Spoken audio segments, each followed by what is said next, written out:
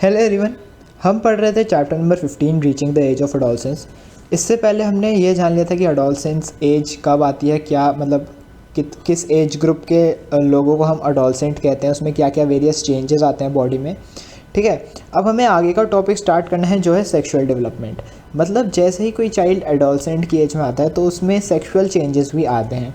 इसका मतलब यह है कि उसके जो अलग अलग सेक्स ऑर्गन्स होते हैं वो डेवलप होते हैं। ठीक है, उसके जो हार्मोन्स हैं उनके रिलीज़ में चेंज आता है। तो ये सब चेंजेस हमें पढ़ने हैं। तो सेक्सुअल डेवलपमेंट में फर्स्ट है development of sex organs. Sex organs कौन से होते हैं? वो ऑर्गन्स जो गैमीट्स प्रोड्यूस करते हैं या सेक्स हार्मोन्स प्रोड्यूस करते हैं, उन्हें कहते हैं sex organs. During puberty the sex organ starts developing.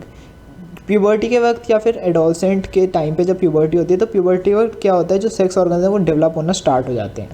जो बॉयज़ में टेस्टिस होते हैं वो मैच्योर हो जाते हैं और सेमेन प्रोड्यूस करते हैं। ठीक है, सेमेन क्या होता है? आपका मेल जो गैमिट्स होते हैं उसका फ्लूइड पार्ट। और गर्ल्स में रिप्रोडक्टिव ऑर्गन्स जो होते हैं वो स्ट्रेंथन हो जाते हैं, मतलब वो काफ़ी स्ट्रेंथेंड हो जाते हैं, स्ट्रॉन्ग हो जाते हैं। ओवरीज एनलार्ज हो जाते हैं और वो मैच्योर ओवा रिलीज़ करना स्टार्ट कर देते हैं। मतलब जो एक फीमेल गैमिट होता है, एग होता है, ओवा एग एक ही चीज़ है, उसको रिलीज़ करना स्टार्ट कर देते हैं। और जो मेंस्ट्रुअल साइकिल होती है वो भी फीमेल्स में या गर्ल्स में स्टार्ट हो जाती है। ठीक है, इसके अलावा सेकेंड चीज़ है development of secondary sexual characters. Secondary sexual characters होते हैं सेक्स ऑर्गन्स के अलावा बाकी चीज़ें जो बॉयज़ और गर्ल्स में थोड़ी डिफरेंट होती हैं।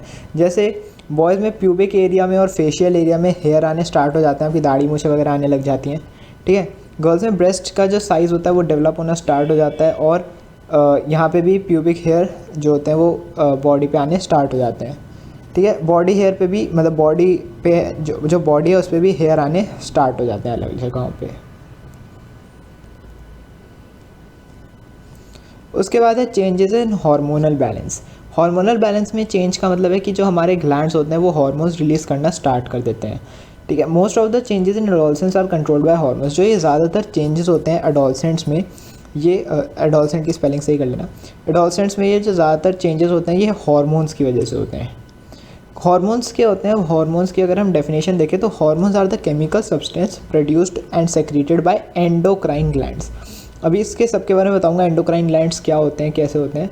ठीक है, तो क्या होता है एडोलसेंट्स में जो ज़्यादातर ये चेंजेस अभी हमने ऊपर पढ़े, sexual development, secondary sexual characteristics, ये सब हार्मोन्स की वजह से होते हैं। तो ये हार्मोन्स रिलीज़ करते हैं एंडोक्राइन ग्लैंड्स। अब दो तरीके के ग्लैंड्स होते हैं, एंडोक्राइन एंड एक्सोक्राइन। तो एक्सोक्राइन के बारे में नहीं पढ़ना है, हमें पढ़ना है एंडोक्राइन के बारे में। तो एंडोक्राइन ग्लैंड्स अभी आगे देखते हैं कौन से होते हैं। Hormonal balance is shifted towards the adult state. मतलब जो हार्मोन्स हैं वो इस तरीके से रिलीज़ होते हैं जो आपको एक एडल्ट, मतलब जो आपको मैच्योर बनाते हैं, एडल्ट स्टेट में लाते हैं।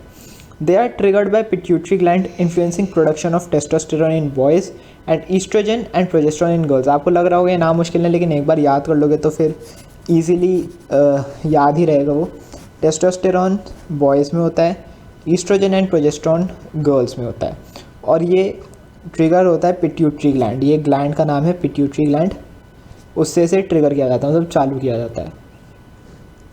ये हार्मोन्स जो होते हैं ये डायरेक्ट ब्लड स्ट्रीम में डाले जाते हैं। These hormones are release directly in the blood stream, मतलब डायरेक्ट ब्लड स्ट्रीम में इनको डाला जाता है।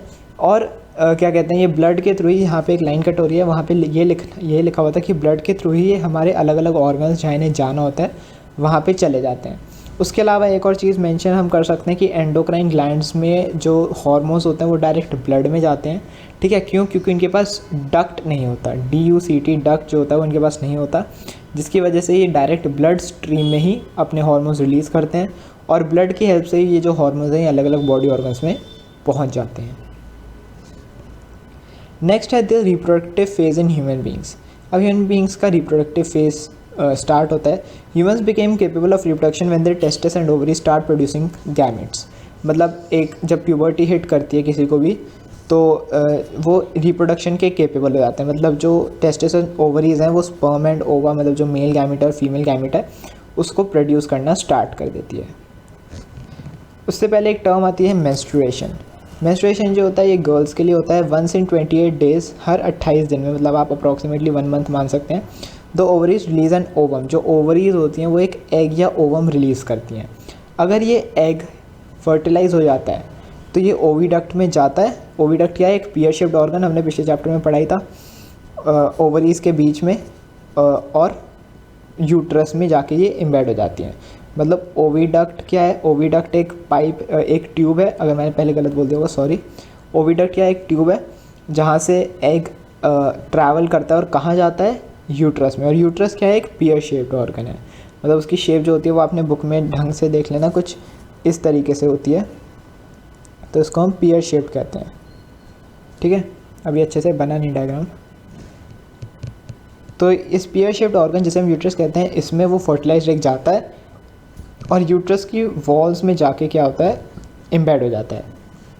अब यूट्रस को ये नहीं पता कि वो एग फर्टिलाइज हुआ है कि नहीं, तो वो रेडी रहता है कि अगर एग फर्टिलाइज्ड हो तो क्या करता है कि वो एक थिक लाइनिंग बना लेता है ब्लड वेसल्स की। मतलब उसके आसपास जो वॉल्स हैं उस पर एक थिक लाइनिंग आ जाती है, और अगर वो एग फर्टिलाइज हुआ है तो ठीक है, वो एग उसमें जाके एम्बेड हो जाएगा।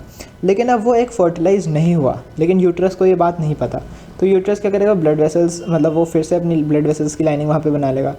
तो अगर एग फर्टिलाइज नहीं हुआ है तो एग क्या करेगा? वो कुछ देर बाद ही डिसइंटीग्रेट हो जाएगा, मतलब टूट जाएगा, और जो लाइनिंग ऑफ ब्लड वेसल्स है ये शेड हो जाएगी। मतलब ये लाइनिंग जो है ये भी हट जाएगी, और इसके हटने की वजह से ब्लड फ्लो होगा, और इस ब्लड फ्लो को ही हम कहते हैं मेंस्ट्रुएशन। ठीक है, this blood flow is called menstruation. अब मेंस्ट्रुएशन से जुड़ी कुछ दो टर्म्स होती हैं कि जो फर्स्ट मेंस्ट्रुअल फ्लो होता है, जो सबसे पहले मेंस्ट्रुअल फ्लो होता है किसी भी गर्ल में, उसे हम कहते हैं मेनार्क। एंड जब मेंस्ट्रुअल साइकिल 45 से 50 साल की एज के बाद रुक जाती है, उसे हम कहते हैं मेनोपॉज। ठीक है, मतलब जब स्टार्ट होती है उसे हम कहते हैं मेनार्च। ठीक है, और जब मेंस्ट्रुअल साइकिल स्टॉप हो जाती है किसी भी वुमेन में, जब वो 40 से 50 साल की हो जाती हैं, तो उसे हम कहते हैं menopause. Menstruation occurs regularly in 28 to 30 days interval, मतलब 28 से 30 दिनों के बीच में मेंस्ट्रुएशन रेगुलरली अकर होती रहती है।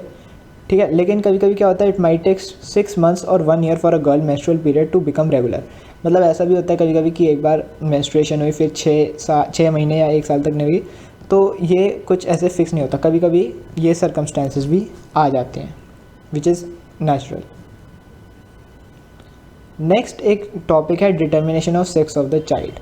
मतलब जो चाइल्ड है, जो अभी बॉर्न, मतलब जो अभी बाहर नहीं आया है, ठीक है, उसका क्या कहते हैं, सेक्स डिटरमाइन करने के, जो सेक्स डिटरमाइन किया जाता है चाइल्ड का, वो कैसे किया जाता है? तो humans have 23 pairs of chromosomes. Human के पास 23 पेयर्स ऑफ क्रोमोसोम्स हैं, यानी टोटल 46 क्रोमोसोम्स होते हैं in the nuclei of their cells, उनके सेल्स की न्यूक्लियाई में। In these 23 pairs, in 23 pairs में से जो फर्स्ट 22 होते हैं वो मेल और फीमेल में सेम होते हैं। मतलब 44 आपके क्रोमोसोम्स तो ऐसे हैं जो मेल और फीमेल में सेम हैं, और इन्हें हम कहते हैं ऑटोसोम्स, जो सेम होते हैं। लेकिन जो लास्ट पेयर है, मतलब 45th एंड 46th क्रोमोसोम, ये डिफरेंट होता है। इसे हम सेक्स क्रोमोसोम कहते हैं, और ये डिफरेंट होते हैं। ये मेल में जो होते हैं, मेल में ये XY होता है, और फीमेल में ये XX होते हैं। ठीक है, मेल में XY एंड फीमेल में XX। तो ये डिफरेंस होता है मेल और फीमेल के 23rd पेयर ऑफ क्रोमोसोम में। It means that the female gamete will always have 22 plus X chromosomes, while male gamete can either have 22 plus X or 22 plus Y chromosome. मतलब total 23 chromosomes है ना, तो 23 में से female के पास तो हमेशा 22, और जो तीसरा होगा वो X वाला होगा। लेकिन मेल में 22 प्लस X भी हो सकता है और 22 प्लस Y भी हो सकता है, तो इसमें से कुछ भी हो सकता है मेल के पास। अब फर्टिलाइजेशन के वक्त क्या होता है? बहुत सिंपल सी बात है यहाँ पे समझना, बेसिक सी, मतलब थोड़ी बहुत चाहे मैथ्स लगा लेना। ठीक है, फर्टिलाइजेशन के वक्त क्या होता है? अगर एग 22 प्लस वाई के साथ यूज़ करता है, देखो एग का क्या है, एग तो फिक्स है, 22 प्लस एक्स ही रहेगा। तो अगर वो 22 प्लस एक्स वाला 22 प्लस वाई के साथ जाता है, तो लास्ट पेयर क्या बनेगा? X Y. और एक्स वाई किसके लिए होता है? बॉय के लिए, मेल के लिए। तो अगर 22 प्लस वाई और 22 प्लस एक्स मिलते हैं तो बनेगा बॉय। लेकिन अगर 22 प्लस एक्स वाला स्पर्म ही 22 प्लस एक्स वाले एग के साथ मिल जाता है तो गर्ल। तो जो बच्चा पैदा होता है वो होता है गर्ल, वो गर्ल चाइल्ड होता है मतलब। ठीक है, तो यहाँ पे कैसे पता लगाया जाता है? लास्ट के क्रोमोसोम से, कि अगर XY है या YX है तो बॉय, और अगर XX है तो गर्ल। ठीक है, इसी के साथ हमने आगे का टॉपिक कवर कर लिया है। अब लास्ट का थोड़ा सा थ्योरेटिकल टॉपिक और बचा जो हम नेक्स्ट वीडियो में कवर कर लेंगे। उसके बाद text book question answers and then our syllabus will be completed।